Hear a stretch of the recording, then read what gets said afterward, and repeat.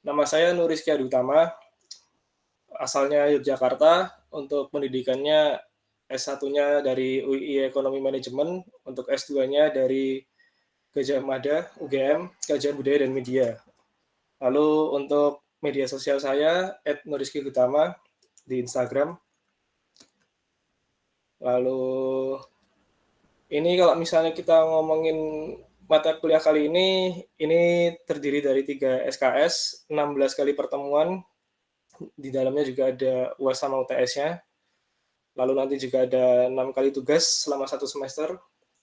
Untuk jadwalnya minggu pagi jam 10 sampai jam 12. Bisa selesai lebih cepat juga. Oke, mungkin kembali ke saya dulu. Untuk kegiatan saya sehari-hari, weekdays biasanya saya jualan karena saya punya usaha. Jadi tahun kemarin tuh saya mengajar eh, pengenalan ini eh, entrepreneur. Jadi apa? Introducing Entrepreneur nama mata kuliahnya di Universitas Pertiwi juga. Lalu untuk isinya adalah bagaimana cara kita menjadi seorang entrepreneur atau minimal kita punya usaha UMKM.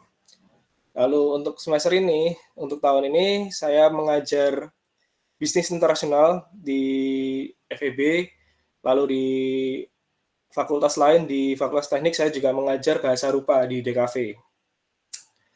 Lalu untuk kegiatan saya sehari-hari itu selain punya usaha tadi itu saya juga membantu di UGM di tempat fakultas saya itu bantuin dosen-dosen senior saya dan juga kakak kelas kakak kelas atau alumni. Jadi biasanya kita bikin seminar atau mungkin nanti juga bikin acara-acara sambutan atau mungkin juga kolaborasi bikin buku. Jadi selain kegiatan pribadi saya juga di situ. Lalu saya juga aktif di beberapa komunitas juga di Jogja. Lalu kali ini saya dipercaya untuk mengajar bisnis internasional. Oke, kita lanjutin. Mungkin ada yang mau bertanya dulu tentang saya. Oke, ini untuk kontrak perkuliahannya sebenarnya mudah. Kalau misalnya mau kuliah sama saya, yang penting hadir, lalu juga teratur sama tepat waktu. Ada keterlambatan juga, tapi kalau bisa jangan lebih dari 15 menit. Sama peraturannya dipatuhin, nggak banyak juga sebenarnya. Lalu untuk presensi minimal 75%. Lalu ada juga bobot evaluasi mata kuliah. Itu terdiri dari UAS sama UTS yang besar 30% masing-masing. Kalau ada tugas 25% dan kehadiran 15%. Untuk tugas sendiri sebenarnya mudah. Kayak kemarin itu ketika di entrepreneur itu saya apa ya nggak banyak menggunakan teori. Jadi mungkin nanti misalnya teman-teman yang nggak suka baca buku juga mungkin sedikit terselamatkan. Tapi lebih banyak ke studi kasus. Jadi misalnya nanti untuk tugasnya sendiri, misalnya di sini internasional, nanti saya minta kalian untuk mencari perusahaan internasional, lalu bergerak dalam bidang apa dan sebagainya. Ini lebih ke menganalisa atau menganalisis. Lalu untuk materi dan rencana pertemuan, ini ada untuk hari ini ada perkenalan, kontrak belajar dan mengenal bisnis internasional. Nanti sedikit aja. Yang untuk ke minggu kedua ada bisnis internasional sendiri. Selanjutnya globalisasi. Selanjutnya lagi lingkungan hukum, teknologi, dan politik dalam bisnis internasional. Yang pertemuan kelima perdagangan dan investasi internasional. Pertemuan keenam ada perdagangan berbasis perusahaan. Selanjutnya investasi internasional, pasar keuangan, kerjasama, strategi bisnis, pemasaran, manajemen operasional, dan manajemen keuangan internasional. Lalu untuk bukunya sendiri atau teori yang digunakan ada Donald A. Ball. Terus untuk yang judulnya sendiri International Business atau Bisnis Internasional. Sebenarnya bukunya sama-sama mirip, cuman ini terjemahan aja. Yang satu bahasa Inggris, yang satu bahasa Indonesia. Jadi terserah kalian mau pakai yang mana. Lalu untuk lainnya juga ada dari sebentar. Nah, ini untuk yang lainnya ada teori dari Griffin. yang judul bukunya Bisnis Internasional, atau yang kedua dari Suwiryo Darmo, Bisnis Internasional juga judulnya. Jadi buat kalian yang suka baca buku mungkin bisa cari di Gramedia, atau misalnya nggak terlalu suka mungkin kalian bisa baca-baca lewat jurnal penelitian. Jadi mereka udah apa namanya, udah dipersingkat, udah dipermudah bahasanya juga biasanya. Lalu deskripsi singkat tentang mata kuliah bisnis internasional. Bisnis internasional itu akan membahas, lalu membandingkan juga kita mendiskusikan, menganalisis, dan mengevaluasi dalam ruang lingkup bisnis internasional dari latar belakang terjadinya bisnis internasional, teori perdagangan internasional, institusi sosial dan budaya global, serta politik dan hukumnya, serta perkembangan bisnis secara aktual pada setiap negara. Dan mungkin kita nggak akan banyak bahas negara karena fokusnya kita lebih ke negara maju aja. Nanti mungkin juga kita masukkan sedikit tentang negara berkembang, ya kayak negara kita sendiri contohnya, yang sedang berkembang dalam dunia internasional. Ini sedikit reminder kita, apa ya, oh ya, mungkin sebelumnya ada yang mau bertanya dulu tentang tentang perkuliahan kita kali ini sebelum saya mulai untuk reminder pengertian bisnis.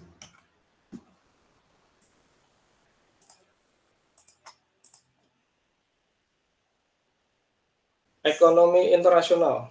Ekonomi internasional adalah ilmu ekonomi yang mempelajari tentang interaksi antar negara dalam hal perdagangan, investasi, dan arus modal, serta implikasinya terhadap pertumbuhan ekonomi, pembangunan, dan kesejahteraan masyarakat di seluruh dunia.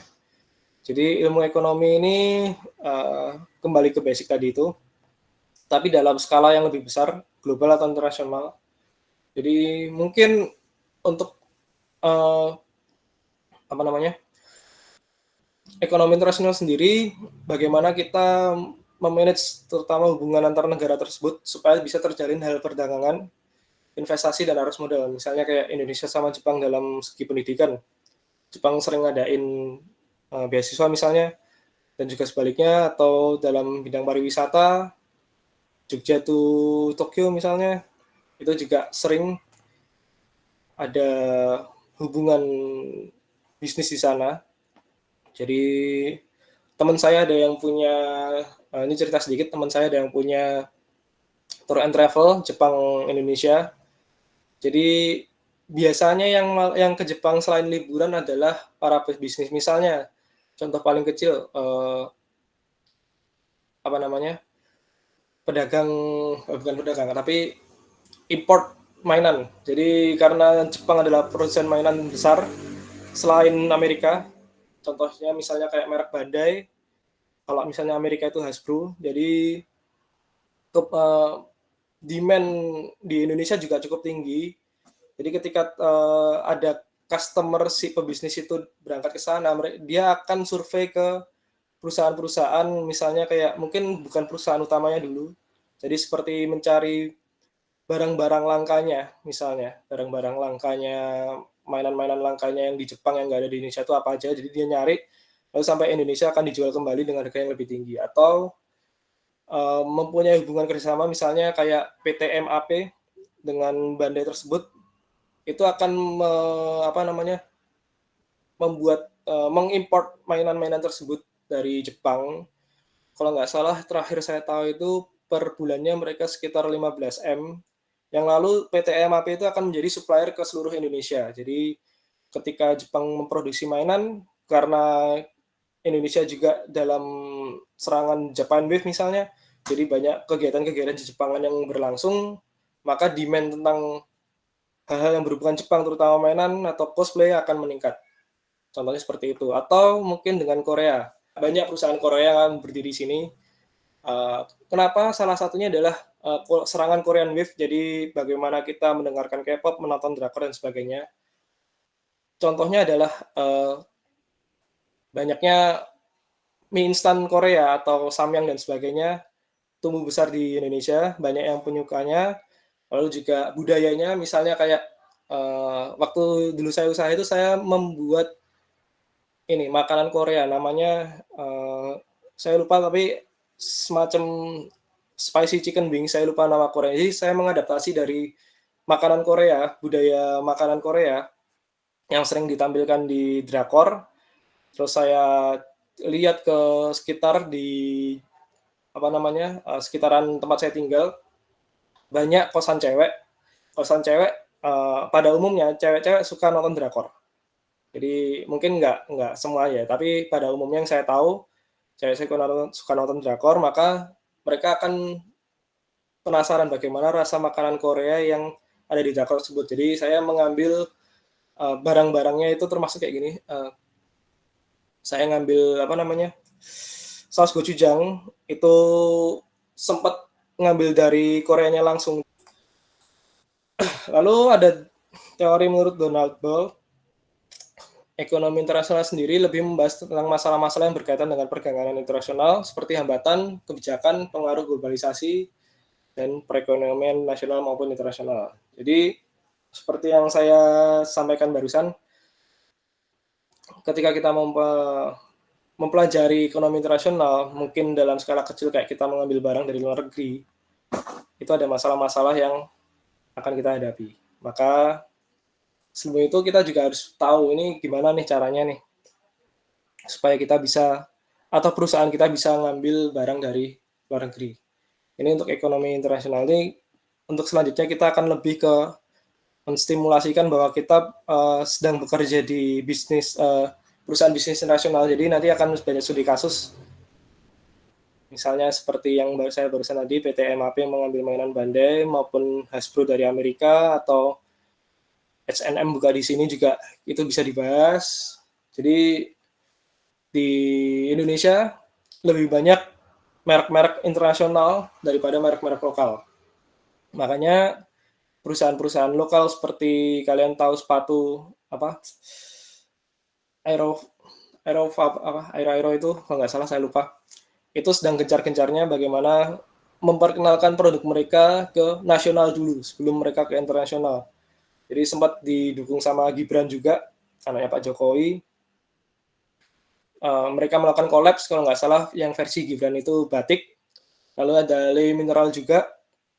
Mungkin untuk kedepannya mereka akan bersama kolaps dengan brand-brand internasional supaya mereka bisa go internasional. Kalau di internasional yang masuk ke Indonesia sendiri kayak Nike, New Balance itu ada pabriknya di Indonesia. Jadi untuk mempermudah apa namanya gerakan bisnis mereka, mereka membuat pabrik di sini. Itu nanti juga ada teorinya. Nah, lalu ada bisnis internasional. Bisnis internasional sendiri artinya aktivitas bisnis dilakukan atau melintasi batas negara, melibatkan dua negara atau perusahaan dalam negara yang berbeda. Misalnya CK asalnya Kanada, buka di Indonesia. Atau Gojek kalau nggak salah buka di Grab buka di Thailand, Singapura mungkin ya kalau nggak salah. Gojek juga kalau nggak salah di Thailand juga buka. Perusahaan Indonesia yang lagi go internasional apa ya?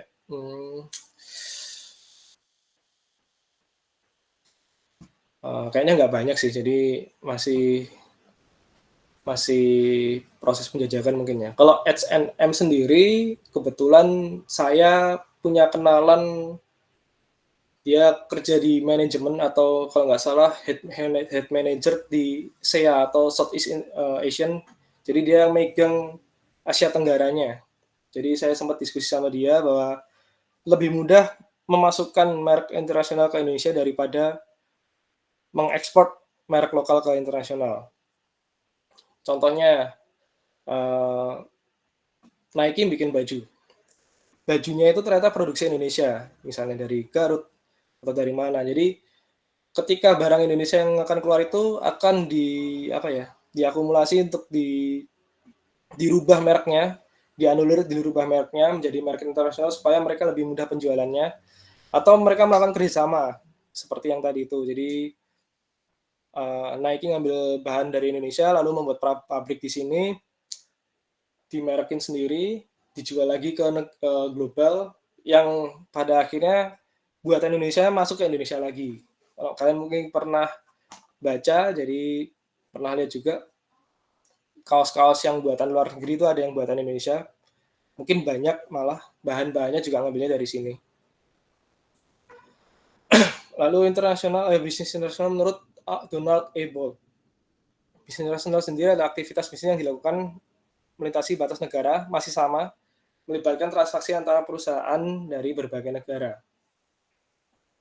Contoh bisnis internasional sendiri ada ekspor, import, foreign direct investment, investasi langsung asing, franchise, para label seperti CK tadi itu, joint venture tuh mirip-mirip investasi, tapi yang bentuknya gabungan, aliansi strategis, kontrak manufaktur, distribusi global, pembelian internasional. Nah, mungkin sampai sini ada yang mau bertanya?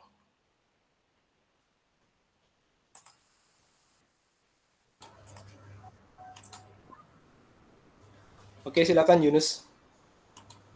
Baik Pak, perkenalkan Pak, nama saya Yunus Agustinus dari kampus Pertiwi Karawang. Saya ingin bertanya Pak, bagaimana bisnis internasional ini terjadi untuk negara Korea Utara? Yang saya tahu kan negara Korea Utara itu menutup akses untuk masuk ataupun untuk keluar sendiri, seperti itu Pak. Terima kasih Pak. Ini pertanyaannya oke ya. Untuk Korea Utara sendiri, setahu saya dia nggak banyak ngambil produk. Jadi lebih ke apa ya? Pemerintahan mereka yang bergerak, bukan perusahaan-perusahaan di dalamnya. Karena mereka pada dasarnya, setahu saya nggak ada perusahaan yang bergerak di internasional. Bahkan nonton film pun juga mereka dilarang, nonton serial pun mereka dilarang. Jadi lebih ke bagaimana cara mereka produksi mandiri, misalnya pakaian-pakaian di dalamnya.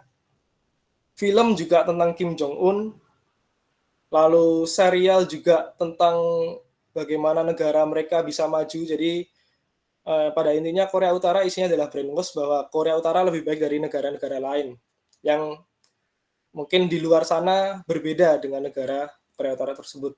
Jadi untuk kegiatan internasional lebih kegiatan politik kalau setahu saya. Jadi Kim Jong Un yang datang ke luar negeri lalu mungkin mendeklarasikan bahwa Korea Utara adalah sebuah negara kasarannya. Kalau misalnya dari luar yang masuk ke Korea Utara, setahu saya baru K-pop. Yang kalau nggak salah Red Velvet. Red Velvet konser di Korea Utara yang penontonnya itu nggak ada ekspresi sama sekali kalau kalian pernah lihat di YouTube. Jadi lebih ke apa ya, kegiatan internasionalnya kayak terbatasi. Bahkan lebih banyak refuginya daripada orang-orang yang masuk ke sana. Lebih banyak yang keluar sebenarnya. Oke. Terima kasih pertanyaannya Yunus. Baik Pak, sama-sama Pak. Nah, mungkin